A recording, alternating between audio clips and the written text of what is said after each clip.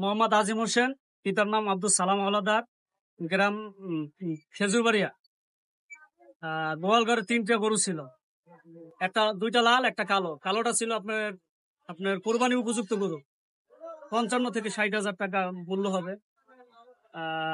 গরু যে মুরব্বী পালে সে রাত্র 3টার দিকে উঠে দেখছে যে গরু গোয়াল ঘরে আছে, মানে ফজরের নামাজের শেষ পর্যায়ে ওই টাইম উইটা দেখে গোয়াল ঘরে গরু নাই। পরে তো আমরা খোঁজাখুঁজি করতেছি। গরু কোথা থেকে চুরি হয়েছে? কোন জায়গা থেকে গরু চুরি হয়েছে? গোয়াল ঘরে বাঁধা ছিল বাড়িতে। গোয়ালঘরটা কোন জায়গায়? এটা হচ্ছে যে দাসপাড়া খেজুরবাড়িয়া সোনাপুর বাজারের দক্ষিণ সাইডে কাজীবাড়ি। হাজুবাড়ি। জি। এখন আপনি কি কি করতে চান? এটা মানে আমি হচ্ছে গিয়ে যে কোথাও কেউ যদি কোনো সন্ধান পায় তাহলে যেন কোনো আমার কাছে যেন তথ্য হয় যে হয়তো বা কেউ পাইছে এরকমের বা কোথাও দেখছে। আপনি কি করেন? আমি ব্যবসা করি। কিসের ব্যবসা? কাপড়ের ব্যবসা। কোথায়?